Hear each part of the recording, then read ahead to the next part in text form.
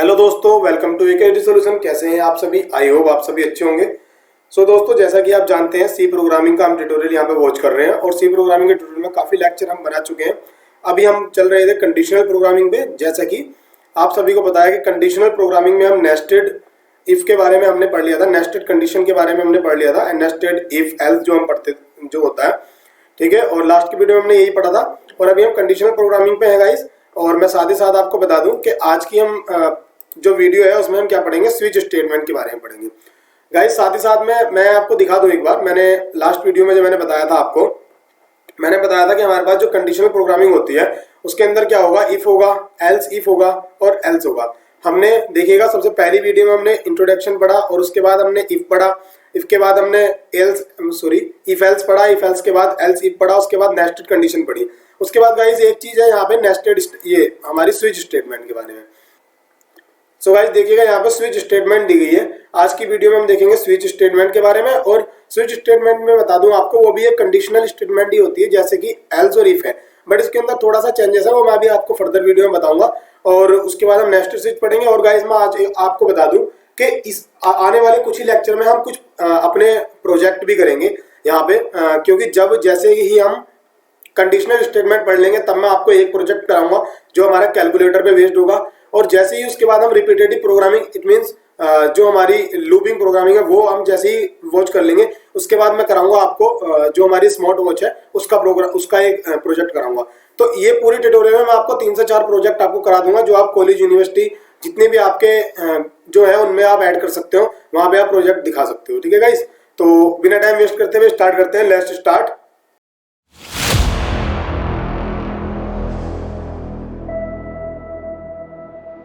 So guys हम यहाँ आ गए अपने स्विच स्टेटमेंट में। जो हमारे नोट्स हैं, मैं नोट्स में आ गया हूँ और नोट्स में आपको बता दूं गाइस अब स्विच स्टेटमेंट क्या होती है। देखो मैं आपको ये थ्योरी आपको यहाँ पे पूरी प्रॉपर यहाँ पे रीड कर लेनी है, मैं आपको समझा दूंगा प्रॉपर स्विच स्टेटमेंट होती क्या है।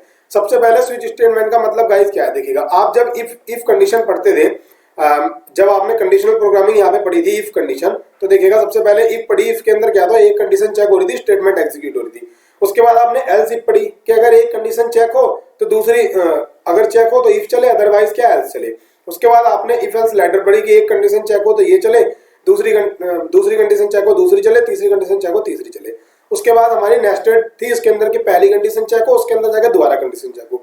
ऐसी हमारा स्विच स्टेटमेंट है। स्विच स्टेटमेंट काफी इससे मिलता जुलता है। इसके अंदर हम क्या करते हैं गाइस, हम सिंगल वेरिएबल पर वर्क करते हैं। सबसे पहली बात ये, अगर एक तरह से कहा जाए स्विच स्टेटमेंट की कौन सी कैटेगरी में आता है, तो स्विच स्टेटमेंट हमारी हमारी जो यूरिनरी कैटेगरी है, यूरिनरी कैटेगरी के तरह ही, जैसे यूरिनरी कैटेगरी में एक ऑपरेंड एक्सेप्ट होता है वैसे ही एक ऑपरेंड एक्सेप्ट होता है। बट इसको हमने रखा किसमें, टर्नरी कैटेगरी में रखा है। क्यों रखा है टर्नरी कैटेगरी में, क्योंकि टर्नरी कैटेगरी जो होती है वो कंडीशनल स्टेटमेंट में आती है। ठीक है गाइस, तो ये चीजें आपको समझने में थोड़ा प्रॉब्लम होगी। अभी धीरे धीरे जब आप इसको अच्छे से इसको परफॉर्म करोगे तो आप समझ जाओगे। अब इसके अंदर क्या होता है कि इसके अंदर ना, मैं आपको बता दूं, ये हमारा एक ही वेरिएबल एक्सेप्ट करता है। अब एक ही वेरिएबल एक्सेप्ट करेगा, अब उस वेरिएबल में मल्टीपल वर्क कराएंगे। मल्टीपल वर्क कैसे कराएंगे देखिए गाइस, मैं बता दूं आपको। और जो हमारे इफ पढ़ी, इफ के अंदर एक सिंगल, वो था हमारा सिंगल कंडीशन थी, एल्स में डबल थी, इफ एल्स लैडर में हमारी मल्टीपल कंडीशन थी। अब स्विच स्टेटमेंट के अंदर क्या होता है कि मान लीजिए हमारा एक नंबर है, अगर मैंने नंबर 0 एंटर किया है तो हमारा एक स्पेसिफिक जो जॉब है वो परफॉर्म हो। उसके बाद नंबर अगर 2 एग्जीक्यूट हुआ है तो स्पेसिफिक जो परफॉर्म हो। इट मींस हमारा जैसे कि एक मोबाइल है, आप देख लीजिएगा एक मोबाइल है, हम क्या करते हैं अपने मोबाइल फोन से जैसे ही हम नंबर कोई, मान लीजिएगा हमने कोई नंबर एग्जीक्यूट किया, इसमें नंबर हमने किसी डायल किया, डायल करने पे हमारा नंबर किसी पर्सन के पास लगा। अब अगर हम दोबारा नंबर चेंज करके डायल करेंगे उसी फोन से तो क्या होगा, वो नंबर एक स्पेसिफिक दूसरे पर्सन के पास लगेगा। ठीक है, ऐसे ही हम मल्टीपल नंबर हम यूज कर सकते हैं उसके अंदर। तो ऐसे ही एक तरह से एक्सप्रेशन ये है, स्विच स्टेटमेंट की एक्सप्रेशन है कि यहाँ पे हम एक नंबर लिया हमने, इट मींस हमने मान लीजिए इंटीजर पे हमने चलाया है कि अगर यहाँ पे 1 हो तो हमारा केस 1 एग्जीक्यूट हो। यहाँ पे हम केस के अंदर देंगे, जो हमने यहाँ पे लिखा है हम केस के अंदर देंगे कि अगर यहाँ पे हमारा 1 आ जाए तो हमारा केस 1 एग्जीक्यूट हो, उसके अंदर जितनी भी स्टेटमेंट है वो एग्जीक्यूट हो जाएगी। उसके बाद यहाँ पे गाइस ये ब्रेक है।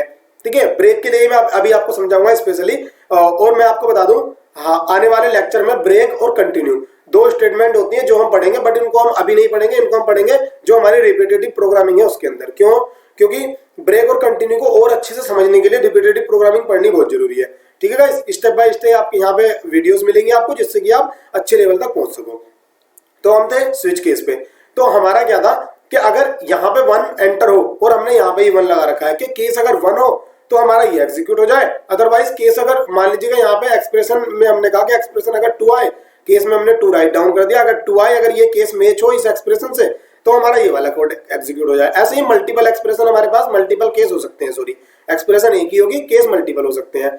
उसके साथ साथ हम ब्रेक भी एग्जीक्यूट करेंगे। अब ब्रेक क्यों करेंगे उसको मैं बताऊंगा अभी। अच्छा गाइस, लास्ट में क्या होगा, डिफॉल्ट होगा। डिफॉल्ट का मतलब, अच्छा मैंने यहाँ पे डॉट डॉट किए, पहले इसको समझ लीजिए आप। डॉट डॉट का मतलब है मल्टीपल केस हो सकते हैं हमारे पास। उसके बाद आएगा हमारा लास्ट में डिफॉल्ट। सबसे पहले मैं आपको बता दूं डिफॉल्ट हमारा क्या होता है। हाँ, डिफॉल्ट होता है हमारा ऑप्शनल, ये हम चाहे यूज करें चाहे ना यूज करें। अब डिफॉल्ट का क्या था, जब आपने इफ एल्स पढ़ा तो उसमें क्या था कि अगर इफ एग्जीक्यूट हो तो हमारा इफ की कंडीशन चले, अदरवाइज हमारी एल्स की कंडीशन चले सभी केस में। तो डिफॉल्ट के अंदर हम क्या करते हैं कि अगर हमारा कोई सा भी केस मैच हो एक्सप्रेशन से तो हमारा केस एग्जीक्यूट हो, अदरवाइज हमारा क्या हो, एल्स एग्जीक्यूट हो जाए। तो यहाँ पे हमारा अगर इफ कोई सी भी कंडीशन अगर हो रही है तो ठीक है, केस के साथ एग्जीक्यूट होगी, अदरवाइज क्या होगा ना, हमारा डिफॉल्ट एग्जीक्यूट होगा। तो गाइस ये सिंटैक्स आपने यहाँ पे समझा, इसको हम अभी इंप्लीमेंट करके भी देखेंगे। उससे पहले कुछ हम यहाँ पे इसके स्पेसिफिक जो हमारी रूल्स है या कंडीशन इनको बोल सकते हैं वो हम यहाँ पे देखेंगे, जो इसके प्रिंसिपल है।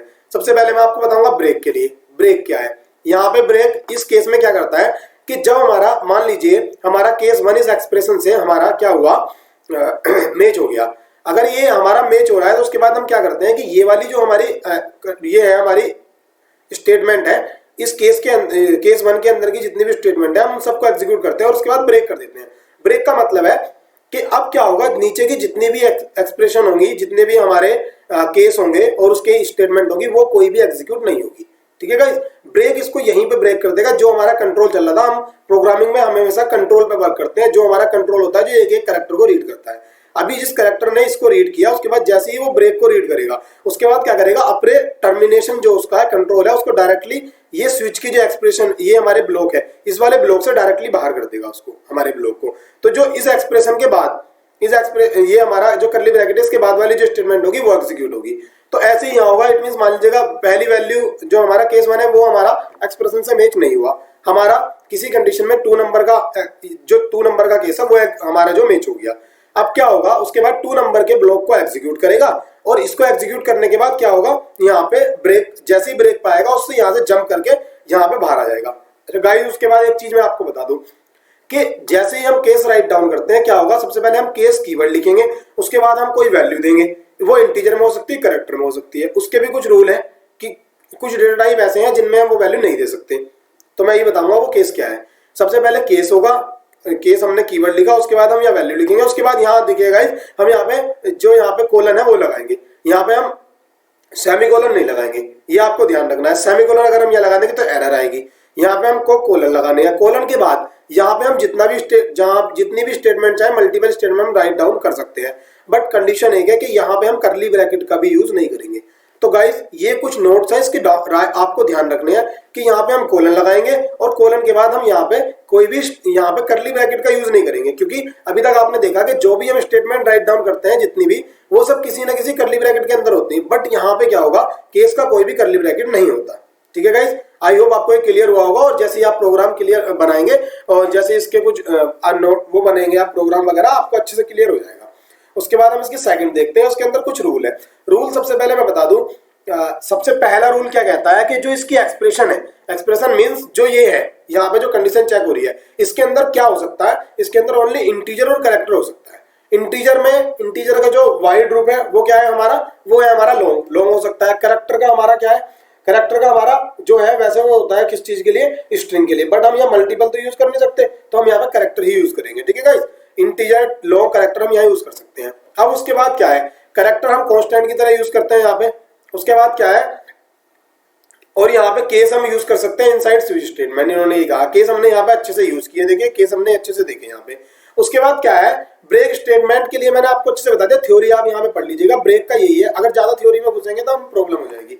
अब गाइस यहाँ पे क्या है देखिएगा, ये मैंने रेड किया हुआ, we can not use real number in switch statement. हम यहाँ पे स्विच स्टेटमेंट के अंदर रियल नंबर को नहीं राइट डाउन कर सकते। अब क्या है यहाँ पे देखिएगा, मैं एक अगर चाहूँ सॉरी, मैं यहाँ पे एक चीज बताना चाहूंगा कि यहाँ पे क्या आएगी, एरर आएगी। यहाँ पे हम राइट डाउन कर दे रहे एरर। ठीक है गाइस, अब यहाँ पे क्या हुआ, जैसे ही हमने एग्जांपल देखा, एग्जांपल के क्या है, एग्जांपल के अंदर हमने एक float variable, it means real variable ले लिया है f, इसकी वैल्यू क्या है 9.8। अब अगर हम स्विच के अंदर यहाँ पे चलाने लगे f, तो देखिए गाइस यहाँ पे हमारी क्या होगी, एरर आ जाएगी, क्योंकि पहली लाइन में ही लिखा हुआ है इसके रूल के इंटीजर और कैरेक्टर ही एक्सेप्ट करता है जो स्विच स्टेटमेंट है हमारी। ठीक है गाइस, तो यहाँ हम रियल नंबर एग्जीक्यूट नहीं कर सकते। ठीक है, तो इसी को हम अपने कोड में इंप्लीमेंट करेंगे अच्छे से, और कोड में इंप्लीमेंट करके हम देखेंगे कि हमारा ये क्या है। साथ ही साथ में गाइस आपको बता दूं, हमारा चैनल है AKHD सॉल्यूशन, जहां पे आपको सभी प्रकार की प्लेलिस्ट मिल जाएगी गाइस। ठीक है, सी प्रोग्रामिंग की यहाँ पे प्लेलिस्ट देखिएगा, मैं आपको दिखा देता हूँ, जिसके अंदर काफी लेक्चर हमने यहाँ पे अपलोड कर दिए हैं, और साथ ही साथ यहाँ पे यहाँ पे काफी लेक्चर आने वाले हैं। और मैंने जैसे कि आपको आज के लेक्चर में बताया कि हम इस पूरे ट्यूटोरियल में 3 से 4 हम प्रोजेक्ट भी देखेंगे, जो अच्छे रियल वर्ल्ड के प्रोजेक्ट होंगे, जिनको आप डेली लाइफ में यूज भी करते हैं। ठीक है गाइस, वो हम प्रोजेक्ट ही बताएंगे, और अच्छे से यहाँ पे हमारा ट्यूटोरियल है, इसे बुक मार्क कर लीजिएगा आप। और साथ ही साथ मैं आपको दिखा दूं, यहाँ पे अगर आपको किसी प्रकार की कोई क्वेरी है, आप डायरेक्ट कमेंट के जरिए हम तक नहीं पहुंच पा रही है, तो आप क्या कर सकते हैं, डिस्क्रिप्शन में देखिएगा हमारी मेल भी रखी है, और हमारा कॉन्टैक्ट व्हाट्सअप नंबर भी है, आप यहाँ से भी डायरेक्टली मेरे को कॉन्टैक्ट कर सकते हैं गाइस। ठीक है गाइस, तो हम चलते हैं अपने जहाँ पे हम थे। उसके बाद हम क्या करेंगे, अपने ट्यूटोरियल में आ जाएंगे, जो हमारा आईडी है, आईडी में आ जाएंगे। यहाँ हमने लास्ट प्रोग्राम ये बनाया था, अभी यहाँ से मैं जितनी भी ये मेरी टैब ओपन है, मैं इनको क्लोज कर ले रहा हूँ, और उसके बाद नई टैब में मैं यहाँ पे बनाऊंगा, यहाँ पे हम बनाऊंगा switch_1.c के नाम से। ठीक है, और उसके बाद गाइस हम जल्दी जल्दी यहाँ पे अपना क्या कोड लिख रहे हैं, जो हमारा बेसिक स्ट्रक्चर है हम उसको राइट डाउन कर ले रहे हैं।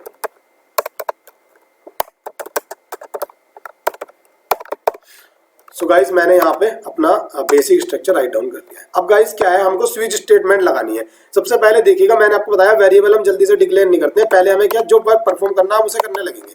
ठीक है, मैं यहाँ पे क्या करूंगा, एंटर दी नंबर। ठीक है गाइस, मैंने नंबर लिया, और उसके बाद मैं स्कैनफ चलाऊंगा। स्कैनफ चलाने के बाद मैं क्या करूंगा, परसेंट टाइप डी, देखिएगा नंबर इंटीजर में लूंगा, तो मैं यहाँ एम्परसेंड क्या लगाऊंगा, NUM कर दे रहे हैं हम इसको। अब हम वेरिएबल डिक्लेयर करेंगे कि हमने एक NUM वेरिएबल को हमने यूज कर लिया, तो यहाँ पे हम इंट NUM यहाँ पे हम क्या कर लेंगे, डिक्लेयर कर लेंगे, क्योंकि अकॉर्डिंग टू नीड हम यहाँ पे क्या करते हैं, डिक्लेयर करते हैं। उसके बाद देखिएगा हमने ये करा, अब हमें क्या स्विच स्टेटमेंट लगानी है, तो मैंने यहाँ पे स्विच लिखा। स्विच लिखने के बाद देखिएगा, अगर स्विच लिख के एंटर मार देते हैं आप, तो इसकी पूरी बॉयल प्रिंट आ जाती है आपके लिए। ठीक है, एक्सप्रेशन में क्या आएगा, यहाँ पे मैंने नम चला दिया, और उसके बाद देखिए केस यहाँ पे है पहला। अब हम क्या करेंगे, इसको यहाँ से जितना भी ये हमारा कमेंट है, इसको हम यहाँ से कट करेंगे। अब मैंने क्या किया, मैंने किया 0, सबसे पहले ये चलो 1 से चला लेते, मैंने 1 किया और ब्रेक कर दिया। ब्रेक के बाद अब हम क्या करेंगे, यहाँ पे प्रिंट एफ करूंगा। प्रिंट एफ के अंदर मैं राइट डाउन क्या करूंगा, नंबर इज 1। ठीक है गाइस, ये हमने यहाँ पे नंबर इज 1 कर दिया। अब उसके बाद देखिएगा, यहाँ पे हम क्या करेंगे, एक /n को यूज करेंगे साथ साथ न्यू लाइन के लिए। ठीक है, उसके बाद क्या हुआ, यहाँ पे सेम हम केस 2 बना सकते हैं। केस जैसे ही मैंने 2 बनाया, और उसके बाद मैंने क्या किया, अब 2 के अंदर मैंने दोबारा प्रिंट एफ कर दिया, और मैं यहाँ पे दिखा दे रहा हूँ नंबर इज 2। ठीक है गाइस, अब मैंने यहाँ पे ये यूज किया /n। सेम ऐसे ही यहाँ पे मैं क्या करूंगा, ब्रेक स्टेटमेंट चलाऊंगा, जो हमारी ब्रेक है। ब्रेक के बाद मैं केस 3 बना रहा हूँ, जो हमारा है केस, मैंने केस 3 बनाया, और उसके अंदर ही मैं सेम इसको कॉपी कर लूंगा यहाँ से, और कॉपी करके मैं यहाँ पे पेस्ट कर दूंगा। पेस्ट करने के बाद क्या होगा, नंबर इज 3। ठीक है गाइस, मैंने यहाँ पे 3 कर लिया, और यहाँ पे क्या लिखूंगा, ब्रेक लिखूंगा। मैंने यहाँ ब्रेक लिखा। अब मैं कंट्रोल शिफ्ट और F करूंगा, तो यहाँ पे ये हमारे फॉर्मेट में आ जाएगी। अब हमारा स्टेटमेंट क्या था, हमारा डिफॉल्ट था। डिफॉल्ट के अंदर हम क्या करते हैं, यहाँ पे मैं एक प्रिंट मैसेज करा दूंगा, number is not valid. Number is not valid कर दिया मैंने यहाँ पे। इसके अंदर ही मैं प्रेजेंट टाइप n यूज कर लूंगा, सॉरी /n यहाँ पे। अब हम क्या करते हैं गाइस, देखिएगा यहाँ पे अभी हमें क्या करना है। अब मैंने एक एग्जांपल आपके सामने दिया है। सबसे पहले मैं इसको आपको समझाने की कोशिश करूंगा कि #include स्टूडियो मैंने लिया, यहाँ पे लाइब्रेरी आपको पता ही है, मैं यहाँ से समझाऊंगा। मैंने एक यूजर से नंबर इनपुट कराया, उसके अंदर यूजर जो भी नंबर इनपुट करेगा, अब मैंने यहाँ condition expression they the number. अब यहाँ पे कंडीशन कोई चेक नहीं होती, यहाँ पे सिर्फ नंबर आता है हमारा, जो भी हमारी आएगी यहाँ पे वो नंबर और हमारा यहाँ पे आ जाएगा। ठीक है गाइस, उसके यहाँ पे एक्चुअल नंबर आएगा। और उसके बाद क्या है, देखिएगा यहाँ पे उसने कहा केस 1, अगर ये नंबर मैच हो, यहाँ पे कंडीशन चेक होती है, अगर ये वाला नंबर इससे मैच होगा तो कौन सा एग्जीक्यूट होगा, ये वाला कोड एग्जीक्यूट होगा। ठीक है, ये वाला कोड एग्जीक्यूट होगा। और अगर ये नंबर इससे एग्जीक्यूट हुआ, टू से मैच हुआ, तो हमारा ये वाला एग्जीक्यूट होगा। और अगर ये भी मैच नहीं हुआ, अगर ये नंबर हमारा 3 से मैच हुआ, तो हमारा ये कोड एग्जीक्यूट होगा। और अदरवाइज अगर हमारा इन तीनों में से एक भी मैच नहीं होता है, किससे, इस नंबर से, इन तीनों में से एक भी केस मैच नहीं होता है, तो हमारा क्या, डिफॉल्ट एग्जीक्यूट होगा। डिफॉल्ट की जो वैल्यू जो है वो प्रिंट हो जाएगी। अब इसको हम सेव करते हैं। सेव करने के बाद नॉर्मली हम इसको क्या करेंगे, टर्मिनल कर देंगे। ठीक है, जैसे ही हम टर्मिनल करेंगे, टर्मिनल के अंदर हमारा मैसेज आ जाएगा। देखिएगा थोड़ा टाइम ले रहा है, यहाँ पे नंबर किया। अब नंबर सबसे पहले देखिएगा, मैं इसको यहाँ से 1 यहाँ पे एंटर कर ले रहा हूँ। देखिएगा मैंने 1 किया जैसे ही, तो मेरा क्या हुआ, यहाँ पे नंबर इज 1 आ गया। अभी जैसे ही 1 हुआ था गाइस, आप ध्यान से देखिएगा, 1 मैंने एंटर किया था और मेरा कौन सा एग्जीक्यूट हुआ, ये वाला एग्जीक्यूट हो गया। उसके बाद ब्रेक हो गया। ब्रेक का काम मैं अभी समझाऊंगा आपको कोडिंग के जरिए। तो अब मैं दोबारा इसको एग्जीक्यूट कर ले रहा हूँ। दोबारा अगर मैं यहाँ पे एग्जीक्यूट करता हूँ इसको, दोबारा मैं क्या करूंगा, मैं वैल्यू 3 दे दूंगा। देखिएगा वैल्यू मैंने 3 दे दी, एंटर मैंने किया, तो नंबर इज 3।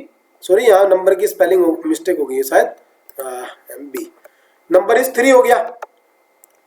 यहाँ पे भी नंबर, तो यहाँ पे आया नंबर इज 3। तो देखिएगा कौन सा, ये इसने पहले केस 1 को चेक किया। केस 1 में क्या हुआ, मैच नहीं हुआ। उसके बाद केस 2 भी मैच नहीं हुआ। उसके बाद केस 3 मैच हुआ। तो इन्होंने क्या किया, 3 को यहाँ पे एग्जीक्यूट कर दिया। ठीक है, 3 की स्टेटमेंट को एग्जीक्यूट कर दिया। अब हम एक बार और इसको एग्जीक्यूट करेंगे, उसके लिए हम डिफॉल्ट देखेंगे। अब मैंने नंबर क्या किया, मैंने यहाँ पे नंबर 19 कर दिया। अब देखिए गाइस अब क्या आएगा, तो इसने क्या किया, यहाँ पे नंबर 1 को चेक किया, 1 नहीं है, 2 नहीं है, 3 नहीं है। उसके बाद यहाँ पे क्या हुआ कि डिफॉल्ट के अंदर डिफॉल्ट चला दिया, सॉरी स्विच केस का डिफॉल्ट चला दिया। डिफॉल्ट के अंदर इसने कहा कि नंबर इज नॉट वैलिड, कि आपने जो नंबर किया था वो वैलिड ही नहीं है। इट मींस वो उसका डेटा हमारे पास है ही नहीं, कि 1 जो आपने नंबर दिया था वो उस डेटे पे हमें क्या एग्जीक्यूट करना, वो डेटा ही नहीं है हमारे पास। उसने कंपाइलर ने ये हमारा एरर दे दिया। ठीक है गाइस, अब ये हो गया हमारा, ये थी हमारी केस की बात। अब उसके बाद देखिएगा, अब मैं एक चीज आपको दिखाना चाह रहा हूं। अगर मैं इस केस को यहां से, ध्यान से देखिएगा, इस केस को अगर मैं यहां से क्या कर दूं, यहाँ पे मैंने कमेंट कर दिया। कमेंट के बाद अगर मैं यहाँ पे दोबारा एग्जीक्यूट करता हूँ, और मैंने क्या किया, सॉरी, सेव करके मैं दोबारा चलाऊंगा। दोबारा चलाने के बाद मैंने यहाँ पे 1 किया। मैं जैसे ही मैंने 1 किया, तो गाइस देखिएगा अब क्या आ रहा है। सबसे पहले ये वाली लाइन प्रिंट हुई 1 में, ये हमारी स्टेटमेंट 1 की प्रिंट हुई। उसके बाद 1 की देखिएगा ये यहाँ पे प्रिंट हो रही है। ध्यान से देखिएगा आप इस चीज को। और उसके बाद हमारा क्या हुआ, सेकंड लाइन में प्रिंट हुई, 2 नंबर जो हमारा था वही प्रिंट हुआ, नंबर इज 2 भी प्रिंट हुआ। अब क्या हुआ, 2 के बाद इसने ब्रेक को क्या कर दिया, या ब्रेक हो गया, ब्रेक हो गया। ठीक है, उसके बाद अगर हम यहाँ भी ब्रेक कमेंट कर देते तो हमारा तीसरा भी एग्जीक्यूट होना था। और तीसरे में अगर हम तीसरे को भी ब्रेक कर देते तो हमारी डिफॉल्ट वैल्यू भी प्रिंट होनी थी। इट मींस जो इसकी स्टेटमेंट होती है उसको ब्रेक करने के लिए, हम ब्रेक यूज करते हैं। जैसे ही हम ब्रेक करते हैं, तो मैं आपको बता दूं, इसको अगर एक एग्जांपल से हम समझे तो क्या होता है कि जैसे कि हमने यहाँ पे ये यूज किया और उसके अंदर हम अगर ब्रेक करते हैं इसको बीच में से, तो ये अब एक तरह से क्या बन गया, ब्रिज बन गया। अब क्या है कि इसके ये वाली हमारी स्टेटमेंट अलग हो गई, ये वाली स्टेटमेंट हमारी अलग हो गई। अब बीच में एक हमारी ब्रेक ब्रिज आ गया है, मतलब यहाँ पे कोई रिवर वगैरह है जिसको आप पार नहीं कर सकते। तो एक तरह से ये ऐसे ही लगा लो। ठीक है, अगर हम ब्रेक हटा देंगे तो ब्रिज बन जाएगा वो, उससे हम यहाँ तक भी आ सकते हैं। यहाँ अगर हम ब्रेक को कमेंट कर देंगे तो यही ब्रिज बन जाएगा। बट अगर हम ब्रेक लगाते हैं तो बीच में एक तरह की रिवर है जिसको हम पार नहीं कर सकते। इस केस में आप अच्छे से समझ सकते हैं। ठीक है, तो देखिएगा ये हुआ। अब मैं सेकंड बार क्या करता हूँ, देखिएगा इसको भी ब्रेक कर दे रहा हूँ और यहाँ मैं इसको भी ब्रेक कर दे रहा हूँ। अब हम दोबारा इसको एग्जीक्यूट करके देख लेते हैं। दोबारा अगर मैं एग्जीक्यूट कर रहा हूँ यहाँ पे, तो अभी क्या हुआ, नंबर मैंने 1 किया, सॉरी मैं कहाँ लिख दिया, मेरे को यहाँ लिखना था। टर्मिनल में मैंने क्या किया, नंबर इज 1 करा। 1 करने के बाद देखिएगा हमारा क्या, नंबर इज 1 भी हुआ, नंबर इज 2 भी हुआ, नंबर इज 3 भी हुआ, नंबर इनवैलिड भी हुआ। तो हमारे 3 केस एग्जीक्यूट हो गए। ठीक है गाइस, एक कंडीशन ये थी। अब एक कंडीशन मैं आपको बता दूं कि अगर मैं इसको यहाँ से ब्रेक कर दूं, ठीक है, सॉरी कमेंट कर दूं। अब मैं क्या करता हूं कि इनको मैं अनब्रेक कर दे रहा हूं और मैं इसको यहां से, मैंने डिफॉल्ट को हटा दिया। तो डिफॉल्ट हमारा ऑप्शनल था। देखिएगा अभी तक कोई एरर नहीं आई है हमारी। अब हमारी कोई जब एरर नहीं आई है, सबसे पहले ये क्या दे रहा है, हाँ हमारी कोई एरर नहीं आई है। एरर है हमारी यहाँ पे, देखिएगा ये रेड हो गया है। तो रेड क्यों हो रहा है, तो हमने ये वाला कर्ली ब्रैकेट भी वो कर दिया था कमेंट। ठीक है, तो अब हम इसको क्या करेंगे, सेव करेंगे। सेव करने के बाद जैसे ही हम इसको दोबारा एग्जीक्यूट करेंगे, तो देखिएगा अब मैंने यहाँ पे 1 किया। 1 करने के बाद हमारा ये आ गया। अब इसी केस में आपके मन में एक ही क्वेश्चन आ रहा होगा कि सर 1 2 3 के लिए तो चल रहा है, बट अगर हम इससे ज्यादा वैल्यू कोई दे दें या इससे अलग वैल्यू दे तो क्या होगा। तो हाँ, इस केस में भी हम चेक कर ले रहे हैं, इस केस में हमारा एग्जीक्यूट नहीं होगा। इट मीन्स अगर मैंने 19 ले ली तो हमारा कुछ भी, यहाँ पे 89 ले ली, कुछ भी एग्जीक्यूट नहीं होगा क्योंकि हमने डिफॉल्ट कुछ दिया ही नहीं। तो इट इज ऑप्शनल। अगर मैं कहूँ तो ये डिफॉल्ट हमारा ऑप्शनल होता है। ठीक है गाइस, तो मेरे हिसाब से आपको प्रॉपर्ली क्लियर हो गया होगा। और कहीं भी अगर आपको प्रॉब्लम है तो आप इसको रिवाइज करके देखिएगा। मैं ये चाहूं तो मैं स्विच को मुश्किल से 2 से 4 मिनट में आपको बता सकता हूं। बट क्या है गाइस, मेरा मानना ये है कि आप बिल्कुल बिगिनर लेवल से सीख रहे हैं और आपको एक छोटी से छोटी चीज मैं आपको बताऊं जिससे कि दोबारा आपको सी प्रोग्रामिंग ना पढ़नी पड़े। इसके बाद आप दूसरी प्रोग्रामिंग पे जंप करें और वहां पे भी जब आपको कंडीशनल प्रोग्रामिंग या ये, क्योंकि सबसे ज्यादा हम जो यूज करते हैं वो कंडीशनल प्रोग्रामिंग यूज करते हैं और हमारी रिपीटेटिव प्रोग्रामिंग और मॉड्यूलर प्रोग्रामिंग, 3 तरह की प्रोग्रामिंग हर किसी प्रोग्रामिंग में हम इनको यूज करते हैं। ठीक है गाइस, और यही अगर आप अच्छे से पढ़ लेते हो तो मैं ये कह सकता हूं कि आपने प्रोग्रामिंग का 50% आपने अच्छे से रीड कर लिया है। तो गाइस, अगर आप लेक्चर आपको अच्छा लगा हो तो लाइक करें, शेयर करें, सब्सक्राइब करें। और सब्सक्राइबर गाइस आपको पता है बहुत जरूरी होते हैं, सब्सक्राइब कर लीजिएगा please. So thanks for watching, मिलते हैं नेक्स्ट वीडियो में।